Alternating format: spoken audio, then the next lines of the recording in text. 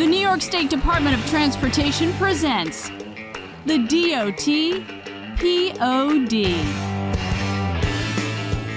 And welcome into the DOT POD. I'm Josh Heller. And I'm Anya Cardos. And we are delighted to have you joining us here today, back in the DOT POD studios. And with us here, and glad to have him with us, is Mike Rossi, one of NYSDOT's longtime leaders in innovative initiatives using data and information to help shape the future of New York's vast transportation network. Recently moved into the role of Acting Director of NYSDOT's newly created Office of Data and Information Technology Management. Thanks so much, Mike, for joining us. It's my pleasure to be here. Well, we hear you've definitely got quite the chops for this new job, as you've also been described by some of your fellow colleagues as a karate guru. So we're also going to talk a little bit about that along with your new position. Congratulations. Thank you.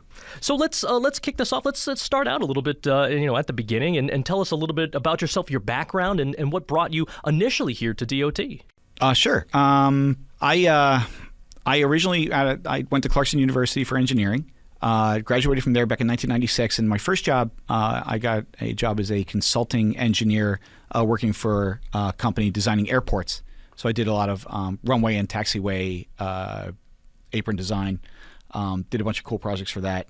But I did it for 11 years, but it was like a lot of hours, a lot of hours. And my wife and I at the time were looking to have kids, and I said, I can't sustain this and be a good family person. So I ended up taking a leap of faith. I took a 50% pay cut, came to start work for the state, started all over as a JE. 11 years experience and a PE license, and you come in at the ground level and you work your way up through the organization. Did a lot of work with pavement management when I first got here. Me and Rick Bennett, who was my boss at the time, wrote the first pavement management system for the department. Did it in Excel and then Access. Eventually, we were able to hire a consulting firm to come and develop that for us. And from there, I carried that through to be the asset management lead for the department, head of the Highway Data Services Bureau, and now moved into this new position as the head of the Office of Data Management here at DOT. It's a lot. It's been a fantastic ride, and a lot of it has tied back to that respect for and understanding the value of data and technology for the department. Right, being able to back up the decisions you make with data to show other people, listen, we're not just making stuff up over here. We know what we're doing, and let me show you, right? Let me show you the information that we have and how it leads to good decisions. Maybe you can go into that about when talking about your new role as Acting Director of the Office of Data and Information, because a lot of us here, some of us know a lot of this stuff, some of us don't, like me and Josh. That's me here too. Yeah, no, for sure. Yeah. Sure. So can you kind of explain to us why this office is important, what's new about it, and how it will change our path going forward here at DOT? Oh boy. Yeah, sure. So it's interesting. This really was highlighted a couple months ago. We got a survey from downtown, essentially saying, what is the current state of play for your data assets, right? Do you know how much money you spend every year on data? Do you know what your data needs and system needs are going to be into the future? And there was a lot of as an enterprise, as an entire department, we don't. There's a lot of really smart stuff happening. It's happening in the regions, happening in the different divisions. But a lot of the stuff that we implement, a lot of the innovative things that we do are done at the bureau and office level, right? And so what this new office is going to do is kind of get our hands around that as an agency. We do a lot of really smart things within our cylinders of excellence, right? But what my job is to do in this new role is to break down those silos, those data, and get more data integration, right? If one part of the department is collecting some information that other parts can use to make better decisions, right now you kind of have to have a personal relationship with somebody over there to know what goes on, right, in different parts of the department. And one of the major roles we're going to have is as a clearinghouse for that information to make sure that we collect the information, we get it out to everybody. The thing that I've been kind of the drum that I've been beating is this idea of a quest for omniscience. I want our engineers and planners to have all of the information that the department knows about a location when they go to do a project, right?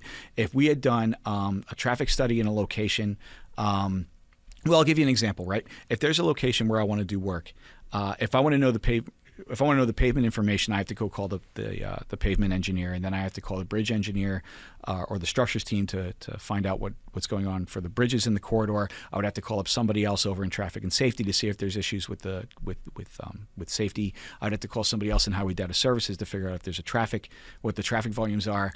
Why? Right? Why should I have to call 17 people to find out what's going on? And if I miss one of those, or if somebody retires, how do I know that there were soil borings done in that area, right? What I want is to be able to take all the information we have about a spot and put it in a format, in a position where people can easily access it. So when they go to do work, they know all the stuff. So what I want is to really make that super quick. Communication. So, absolutely. Yeah, and you're right, with 8,000 plus employees all across the state, different regions, different departments. Communications, it's got to be A, difficult, but B, absolutely integral. Right. And I can't imagine someone coming into the department now and knowing, because you don't know what you don't know. So who do I call to find out about the safety information at this location? And do they even know that data is available for them to ask for, right? And so that's a large part of what this group is going to be doing. And I know for myself, and Anya, this is probably true for you too. When we first started here, which is not all that long ago, the thing was I didn't assume I was going to know a lot of things, but it was trying to figure out who to go to find out the things that I don't know. Right. And so that was the tricky part. I mean, I know I don't know it, but how do I find out it? And having a place to be able to do that is someone who does come in brand new. That's got to be a huge weight off their mind. I hope so. I mean, I hope so. The idea is, right now I have 0 staff. It is just me. But the idea is to staff up to 20, 25 people, hopefully, in the future. And once that team is up and established, we are going to be a resource for the department in that way, right? So what are some of our needs then that you feel are critical and will really help us going forward? So let me, because my background is in asset management, let me approach that question. I'll give an example, right? So to do effective asset management, you have to know what you own. What is the inventory of the assets that you're talking about? What is their condition? What is their condition going to be into the future, which means I need to have deterioration curves for those things. What are the different treatments that I would apply to those assets at different stages of their life? What kind of extension? What does it cost? Right? And then once you have that information, then you can do real cool modeling, right? If I give you $100 million and you spend it a certain way, what is the long-term effects on the transportation system, right? How do you deal with modeling when something like that comes out of the blue? I mean, you can't predict ahead of time something like that's going to happen. Or, talking about the life expectancy of, bridges and other assets, with, say, the oncoming, effects that we've seen already of climate change. How can you, build that into models to try to prepare and predict things that frankly are we don't know yet? Yeah. So a couple thoughts on that. The first one is that when you are trying to approach a complex problem like that, let's say, right? So when we built the deterioration curves for pavements and bridges, we took a look at all the pavements and all the bridges, and we looked at we collect information every year on their condition. So you have, on the pavement side, when we developed those, we had 30 years of pavement deterioration information, right, for a couple different metrics that we use to measure the health of the pavement. But what you're essentially doing is you either can take a look at the existing information available, right, the historical information that we collect, and use that to create deterioration curves and look into the future, knowing what you know from the past. But then the other option, let's say for climate change, right? So the other thing that you can do is you can take a look at, listen, there's studies going on all throughout the country about this particular problem. And looking at the effects of what does 5 extra degrees mean, right, for deterioration of roads. And so I go to the Transportation Research Conference every year down in D.C. And one of the studies that was done a couple of years ago, which I found intensely fascinating, right now what they're looking at is in our climate region up in the north of the United States, when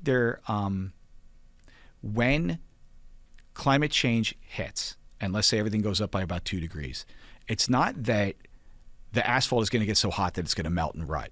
That's not the problem. But your freeze-thaw cycles are going to last longer.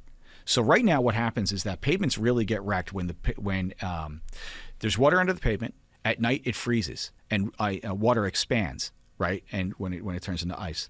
And then when it thaws during the day, because let's say it gets to be about 50 degrees, the water melts and then trickles out, and now you have this void in your pavement, right? And that's where the potholes come from, yep. right? Yeah. So what they found is that right now, in some parts of the state, that happens for around 6 weeks.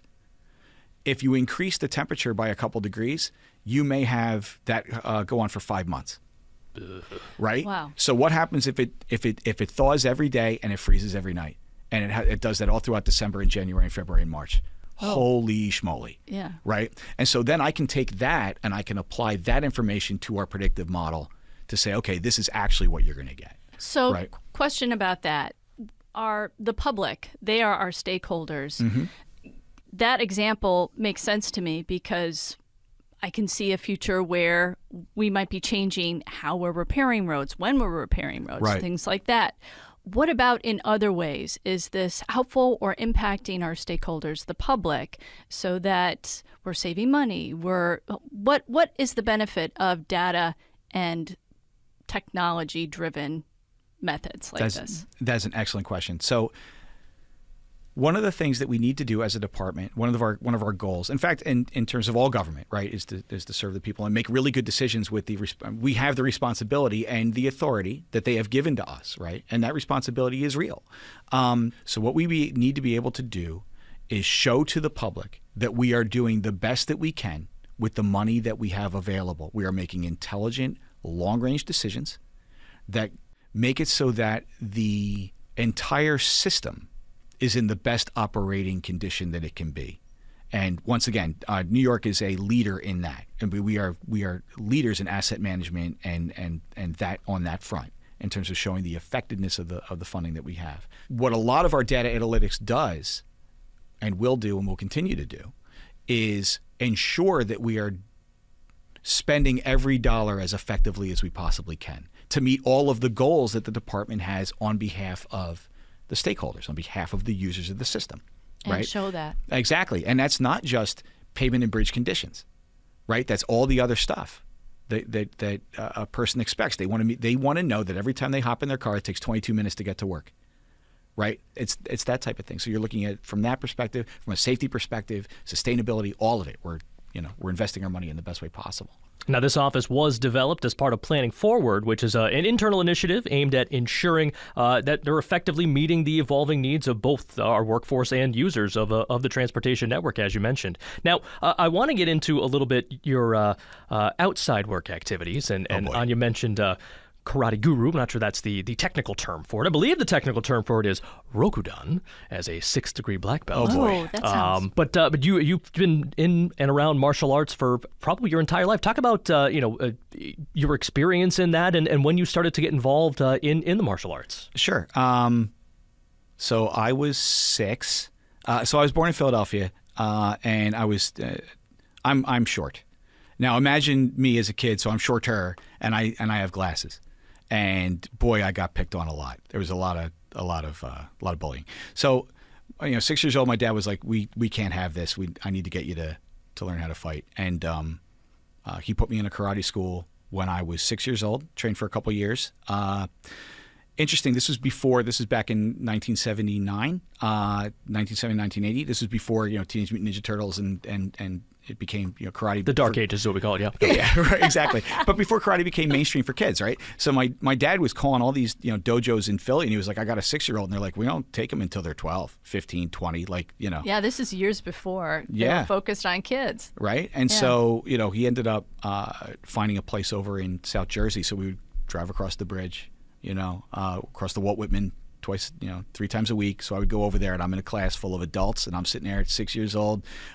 I didn't have a gi because they didn't make them that size. It was like, I'm hanging out with like T-shirt with a patch on it. So anyway, I did that. And then when I moved up to Albany, when I was 11, I took Taekwondo. And I did that for a couple of years, got myself a black belt in that, and I quit that. And then after I got out of college, I started again with the style that I do right now, and I've been doing that style for 26 years and teaching for 22 of those years. So I've been an instructor all that time as well. Wow. Now, as an instructor, I mean, in martial arts in general, what kind of effect outside of the dojo does that have? I mean, on your work and on what you do here, your leadership, that you have. Is there a connection there? I feel like there would be. I think there is. In terms of I'm not going to say leadership qualities, but definitely I have a personality where I want to attack the problem. Right. So if there's a problem going on, it's like, well, we should probably do something about this. Right. I'm very action oriented that way. And I don't know if martial arts brings that out in people or if people with that bent get into martial arts and stay in it. Right. But either way, it's definitely like this virtuous cycle, right, of being action oriented gets rewarded. And then you say, cool, I'm going to continue to do that. Right. So I see a lot of things as challenges that we can totally meet. Right. And both personally, but also professionally. Right. And I try to engender that in the people that have worked with me on problems and the people that work for me, really making sure everybody knows these people are the experts. You should listen to them. Right. They know more about the things they do than most people in the country. So like, let's give them room to work. Right. Stand back and watch what happens. Right. One of the things that martial arts teaches you is I don't care how fast you are, but there's always someone bigger. But the important thing there is that martial arts forces humility upon you. Self-awareness. You can't believe your own legend because it's right there, right? You will get instant feedback that you're not good enough when you get kicked, right? Right. That's definitely instant feedback. Absolutely, right? But when I was in Catholic school years ago, I was in class and one of the nuns had asked the question of the class, "What is humility?" And one of the kids in the class raised their hand. They said, "Humility is saying that you're bad at everything." And the nun was like, No. Humility is knowing what you're good at and saying that you're good at it, and knowing what you're bad at and being able to say that you're bad at it, right? And so I'm an expert in a couple things that I do, but are very narrow things, right? And that does not give me the ability to speak as as research on anything else besides a couple things, right? Martial arts is one of them. This asset management stuff, I think.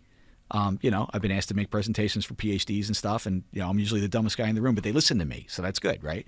Anything outside of that, I don't have the right to have too much of an opinion. I mean, I can say it and immediately go, please correct me if I'm wrong, And martial arts kind of taught me that as well, right? You know what you know and know what you don't know. Pretty much, right? And that makes you smarter than most. Now, where has martial arts taken you? Because you've gone to some cool places and done some cool things because of that. Yeah. Talk to our listeners about what it's kind of allowed you and enabled you to do. Sure. So when I was younger and doing Taekwondo, I did a lot of tournaments because that's the Taekwondo scene is tied around a lot of tournament stuff. So in my teens, traveling to different places in New England and Western New York, but then later on, in this style, I was selected to go to train over in Japan for 10 days as part of a delegation, and that was super awesome. I mean, that was super cool.